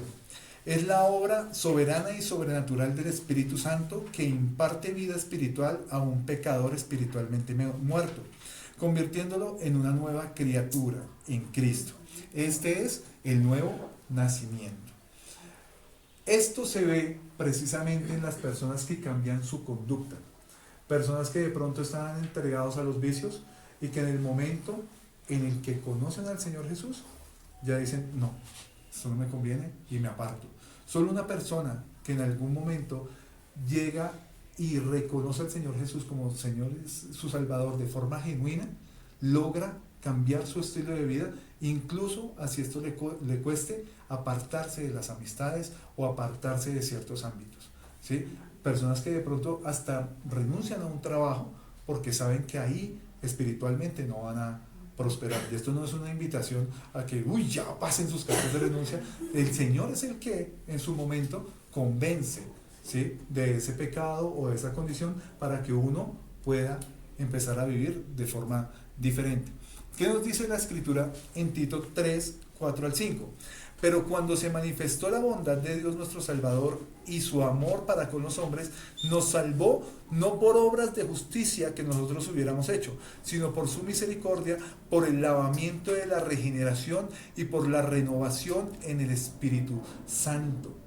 A mí me pasó algo cuando yo conocí a Jesús, y fue que primero yo no lo estaba buscando, y segundo que cuando Él llegó a mi vida, reconocí una cantidad de cosas que yo estaba haciendo mal, y cuando reconozco eso, lloro como un chino chiquito. Después de esa llorada que me pegué, yo ya no reconocía al Alejandro que estaba antes, ¿sí? Eso realmente es la obra del Espíritu Santo en la vida de uno, ¿sí? Uno empieza a decir, pero yo, ¿por qué pensaba así? ¿Yo por qué hacía esto y por qué hacía lo otro? Yo no me acuerdo por qué yo hacía eso. Si ustedes me preguntan qué era lo malo que yo hacía esto, ¿sí? ¿Pero por qué lo hacía? Ni idea. Porque en este momento, si me pusieran a hacerlo, no soy capaz, ¿sí?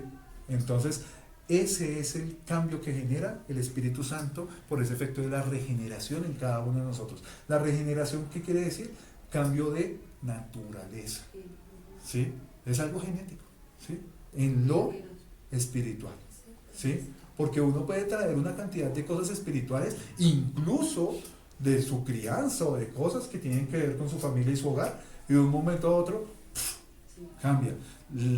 Puede ser que el círculo siga siendo el mismo, pero ya la naturaleza de este cambió y se transformó.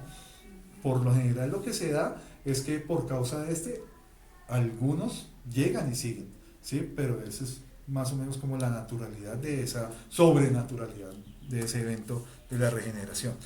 Ezequiel 11, 19 al 20 dice: y les daré un corazón y un espíritu nuevo, pondré dentro de ellos y un espíritu nuevo pondré dentro de ellos, y quitaré el corazón de piedra de en medio de su carne, y les daré un corazón de carne, para que anden en mis ordenanzas y guarden mis decretos y los cumplan, y me sean por pueblo y yo sea a ellos por Dios. Cambia nuestra forma de ver, de sentir, de apreciar las cosas, de valorar las cosas, de entenderlas. Ya no es nuestro juicio el que prima, ya no es mi necesidad el que prima, sino realmente la voluntad de Dios es la que dirige nuestras vidas. Y ya es como una reflexión con respecto del arrepentimiento. Hemos hablado mucho del arrepentimiento, pero a la hora 20, ¿qué es el arrepentimiento? Es un cambio radical de mente, corazón y dirección. Dejar el pecado y volverse a Dios. Esto viene del griego metanoia. ¿Qué implica? Primero, reconocer la falla, reconocer el error, y luego apartarnos de ello. Un verdadero arrepentimiento implica: sí la embarré, ya sé dónde la embarré, ¿sí? ¿Dónde fue que se rompió la cosa? Entonces ahora me aparto de eso. Es necesario, eso realmente demuestra un arrepentimiento. Dice acá un ejemplo, Mateo 5, 23 al 30, dice: por tanto, si tu ojo derecho te es ocasión de caer, sácalo y échalo de ti, pues mejor te es que se pierda uno de tus miembros y no que todo tu cuerpo sea echado al infierno. Y si tu mano derecha te es ocasión de caer, córtala y échala de ti, pues mejor te es que se pierda uno de tus miembros y no que todo tu cuerpo sea echado al infierno. Si nosotros al día de hoy estamos luchando con algo,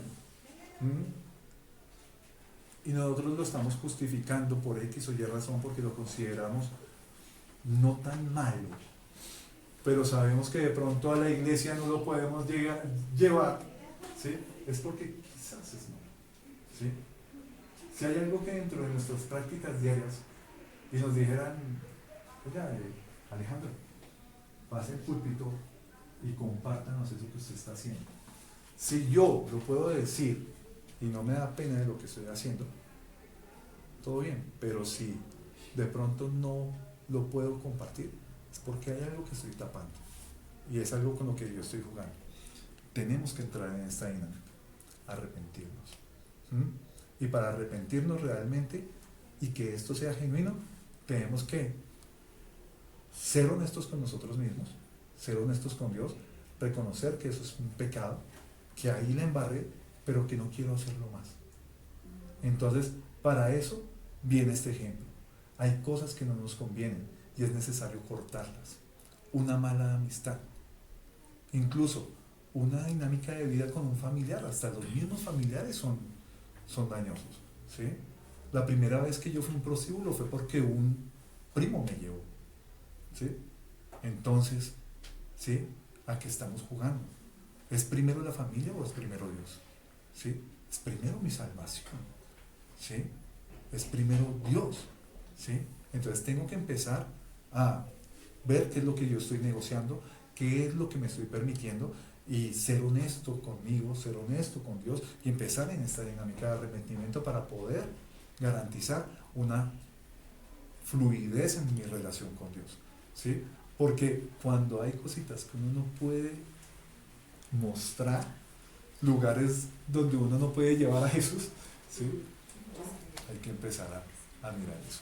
Entonces, mis hermanos, esta era la lección número 5. Entonces, para que la tengamos presente y la podamos revisar también ahí dentro de nuestras cartillas durante esta semana. Hay una tarea, pero esta tarea es de las que nos gustan, de las fáciles, con las que nos podemos sacar 5 preguntas de falso verdadero, de selección múltiple. Entonces se las voy a compartir al grupo para que las puedan resolver. Como ustedes estuvieran en clase acá, eso va a ser súper sencillo. Entonces, para que por favor la tengan presente y vamos poniéndonos al día con las cartillas. Hoy vi muy juicioso a Luis, ¿sí? Conforme iba pasando la clase, iba llenando. Váyanla llenando, ¿sí? Yo más o menos en la 7ª lección voy a recoger la cartilla y con base en lo que ustedes tengan hasta ahí, con eso yo voy a calificar, ¿sí? Entonces van a obtener una calificación sobre lo que hayan desarrollado hasta esa época y en la lección 8 yo llego desde vuelo para que ustedes ya queden con su cartilla y demás. Por tarde se las devolvería en la fecha del examen. No, mentiras, se las dejo para que ustedes puedan estudiar y puedan prepararse para lo del examen. Pero por lo general, todo lo que sale en el examen está acá y está en las diapositivas. Y lo que está en las diapositivas está en la cartilla. ¿Sí? ¿Cuáles son las 5 preguntas? Están ahí, las voy a compartir. Sí, ya están montadas, en un momentico las envío, ya todo el examen está montado, entonces solamente se los comparto. Como he hecho en los anteriores. Sí, como Y las contestamos también así como se contesta como el que le compartí el formulario de Google. ¿Sí? Se ingresa su nombre y le pone, pues digamos, la opción correcta y al final le pone enviar. Cuidado con ese tema de enviar, porque es que a mí me pasó con una hermana, pero, ay, es que yo los hice todos, pero a usted no le llegan, y es que se le olvidó enviar. Entonces, para que lo tengan presente. ¿Listo? Entonces, mis hermanos, pues nada, pues ya terminamos con esto. Entonces, quería pedirle el favor a mi hermana Marta, por favor, despídanos en oración.